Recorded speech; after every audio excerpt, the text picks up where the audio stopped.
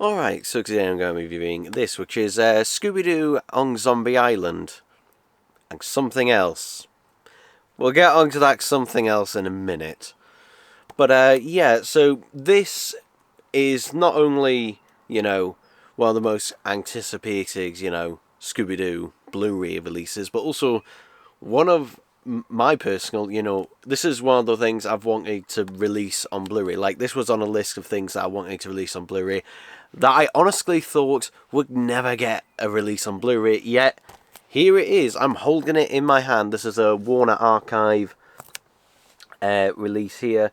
And, yeah, while it may have, more basic and that type packaging, here it is. And that. Now, there isn't really much information about this in terms of whether this is an upscale or whether it is a true new HD master of the film.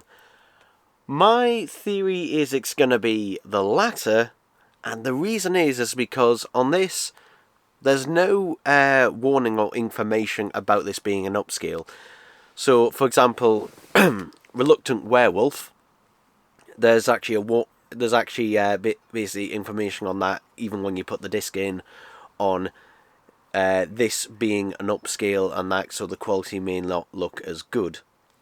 Whereas on this, there's no information on that, and usually, particularly Warner Archive are very public in that about whether things are an upscale or not. And since there's no information about this about this being an upscale, I should say, sorry, I'm assuming that this is a true, HD transfer and that, which is great. And to be honest, you can kind of tell on that when watching this. This, in terms of a visual upgrade, is definitely up there. It is basically a night and day comparison. I do like there's still, a bit of film grain and that on there, because a lot of times with a lot of releases and that, they kind of do DNR them a little bit too much in a lot of these. Thankfully this one, hasn't suffered from that.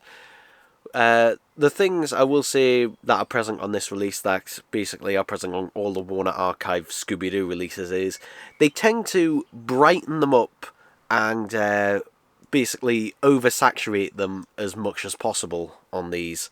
This is possibly to show, all the little other details and that you weren't seeing beforehand. Thankfully on this one, they haven't done it too badly. I'd say maybe a teeny tiny bit in places where they've brightened it up a slight smidge, and that in places, and maybe tiny bit of oversaturation. But to be honest, it's not too bad to be honest. And to be honest, I'd take this any day and that over the DVD. Not that the DVD is bad, but the DVD now looks washed out in comparison to this. So, yeah. In terms of the audio and that for this one, well, basically, if I look on the back, it's a DTS and that stereo master. And yeah, basically, as far as I'm aware, it's the same audio and that from the DVD release. Like, when I was watching it, I couldn't really tell anything really different about it. So, yeah, you're not getting an audio really update on that. There is one problem with this release, though. I know I'm not talking about that, we'll get to that in a minute. There is one problem, and I did a separate short on that. That there is an error in this where, for one scene, one shot, Daphne's hand partially disappears. Yeah, and I don't know why.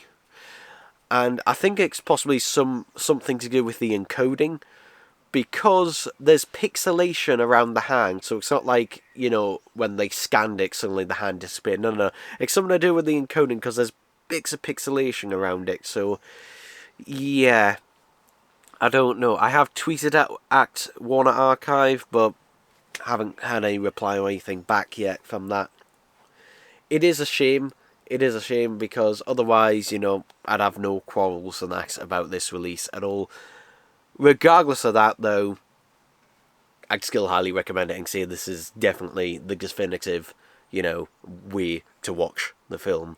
And if you are, a Scooby-Doo fan or a fan of this film in any way, pick this up.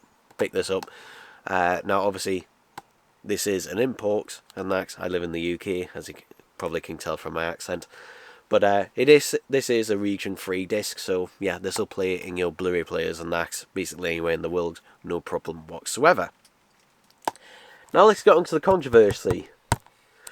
This includes Scooby-Doo Return to Zombie Island, the 2019 sequel, which I've already done a separate video on my thoughts on this film, but it is an absolute abomination, which tries to desperately undo all of the good from the first film by retconning it to basically none of it happening, which it doesn't make any fucking sense anyway, because it's a massive contradiction to the film anyway. But regardless, there's a lot of controversy in basically a lot of people saying, oh, you know, this is taking up room and that on the disc. No. For one, this is a 50 gigabyte disc, whereas, for example, stuff like Reluctant Werewolf, Boo Brothers and that, those were all 25 gigabyte discs, because they only had the one film and that on there. So this is a 50 gigabyte disc, so I can tell you, Zombie Island, I think, is 22 gigabytes or something along those lines. I can't remember what Return is, but basically, this is not compressed, so don't worry. There's no, you know, unnecessary compression on that for Zombie Island, and Zombie Island is essentially, you know, the priority. But this Return to Zombie Island, this is just a glorified special feature. This is just a glorified special feature, essentially. And why do I think this? Well, this is basically the same price as the other releases. They could have easily, you know, if they wanted to, they could have easily decided, oh, it's a double feature, let's charge more for it. But no, it's basically the same price as the others. Like, you know, again, Reluctant Werewolf, Boo Brothers, Ghoul School. It's basically around about the same price, and that depending on where you buy it from. So, and also, Warner Archive tends to put, particularly also with their Scooby-Doo releases, like, usually a lot of the time they'll put a few maybe random episodes of Scooby-Doo that are vaguely, you know, related to whatever film that is. And they do it on their other releases. For example, I've got Cats Don't Dance.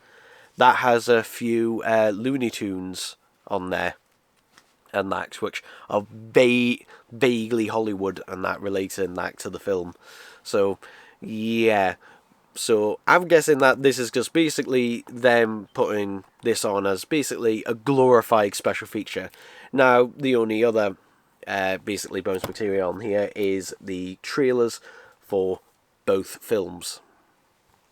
And that's essentially basically it for this. So, yeah, it would have been nice if they did do, you know, a new behind the scenes, but I'm assuming basically most of the budget for this came down to the new transfer for this. So, yeah, but overall, I'd absolutely recommend this release. This is an absolute fantastic, you know, release of the film, and they did do a really good job despite the, you know, issue and that they had. And from basically word we've heard about basically witches, ghosts, and most likely also alien invaders are most likely coming later in the year. Basically, the head of Warner Archive has basically said that they're doing more Scooby-Doo releases, and it's the ones that people are being asking for.